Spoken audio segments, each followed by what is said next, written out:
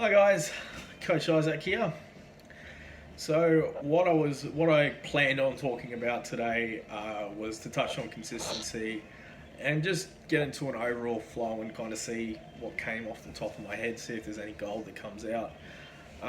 But I don't know if I'm going to do that, or I don't know if that's going to be very effective or entertaining in the first place. So what I want to do is I want to tell you a little bit about some of the things that have been happening to me, or some of the things I've learned along the way since I started lifting. So I started out.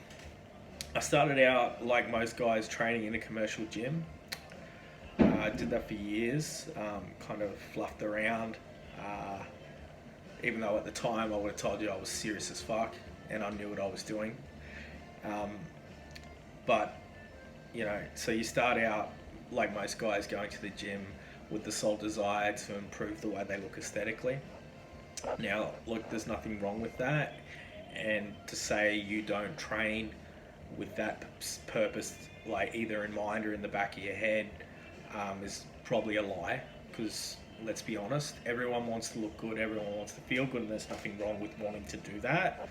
Um, where people get into trouble is when they so that they confuse the goal and the process of training. Like they let one diminish the other. And what I mean by that is when you're shooting for an subjective measure, like the way you look, because it's open to interpretation, and how you look, versus to how someone looks, and how I see you versus to how you see yourself, can be two very different things.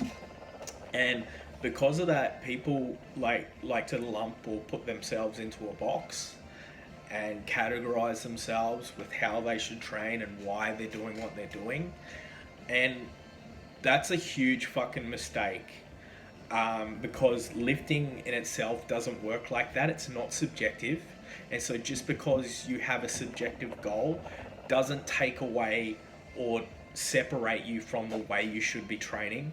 I mean, training for aesthetics isn't all that different for training for bodybuilding or training for strength. As a matter of fact, the two are so closely related, they're next door neighbors and they borrow each other's sugar. But I couldn't tell you the amount of times I've had a conversation with someone where they say, well, I'm only concerned about the way I look, so I don't need to do all that stuff. I'm like, you're wrong. You're like, without getting kind of hysterical or angry, it couldn't be any further from the truth.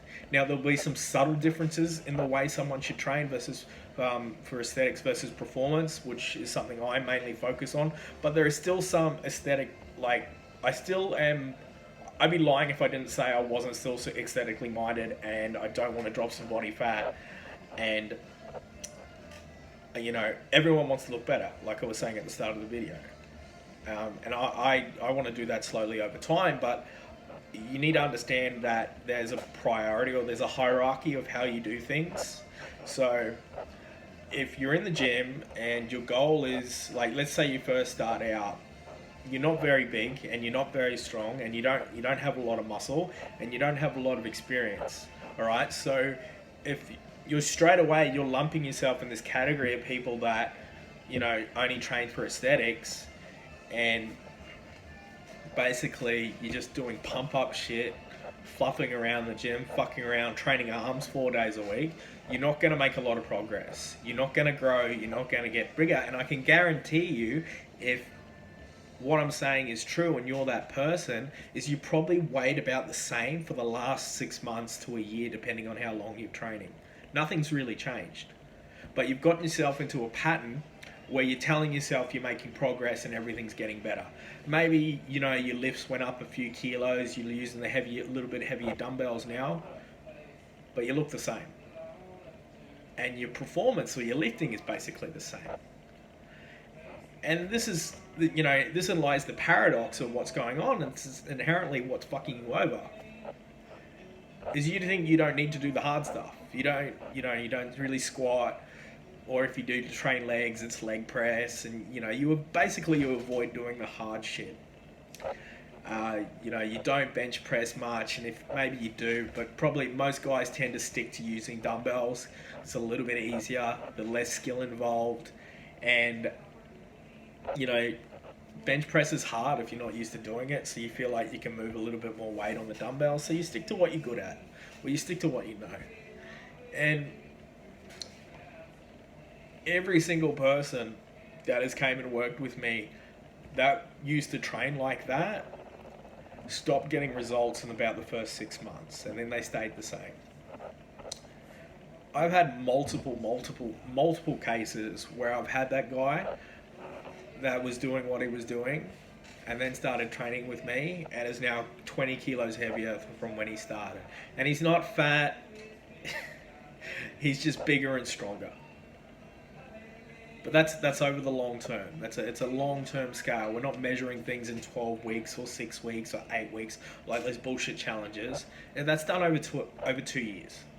You know, to take someone relatively inexperienced, teach them how to lift, which is a key component, and I'll touch on that in a second, and then slowly take them through the phases and take them through the cycles of developing them as an athlete and building their frame, building their body, and giving them a platform or a base where they can work from over the long term. And that's what's missing for a lot of people, because training and doing all this stuff, it's a journey and it's a process. And well, actually, as a matter of fact, it's also science. And with anything that's a science, like, there are laws and there are principles, and if you do not stick to those laws and principles, no matter what you say, you're not going to improve. And that leaves me with this question: is how do you expect to ever truly make the kind of progress that you're capable of? Because everyone is capable of making really good progress. Don't think otherwise. You know, you can talk to yourself or convince yourself that you're a hard gainer or a non-responder. That's bullshit. Everyone can make good progress. Now, how much is determined by, you know, genetics? That's a factor way outside of your control, and you can blame or praise your parents for that. But at the end of the day, that's out of your hands. But what you can do is eat properly, and I mean eat properly. Track, not just say, no, I eat heaps. If you're not tracking or having an idea around how much you're eating, I guarantee you're eating way less than what you think you are. Even if you're overweight, you're not eating as much as what you need to consistently to actually lose weight and to gain muscle. So it's this fucked up paradox where people who are fat, like really fat, what they tend to do is starve themselves and then they binge, and they starve themselves and then they binge. And the first thing they want to do is lose weight, so they think they need to eat less, but when reality they actually need to eat a little bit more and just be a little bit more consistent with their eating habits. But I'm going off topic. The most important concept that you need to understand or get through your head is, how do you truly expect to make long-term lasting results using resistance training if you never learn how to do resistance training in the first place? It's an incredibly complicated, fascinating,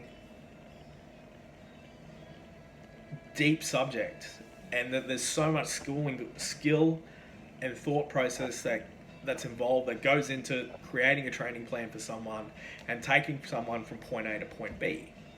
And ultimately, that's been the problem, and that's going to remain a problem for a lot of people for a very long time. So those are my thoughts. I think I'll leave it there, and I'll see you next time.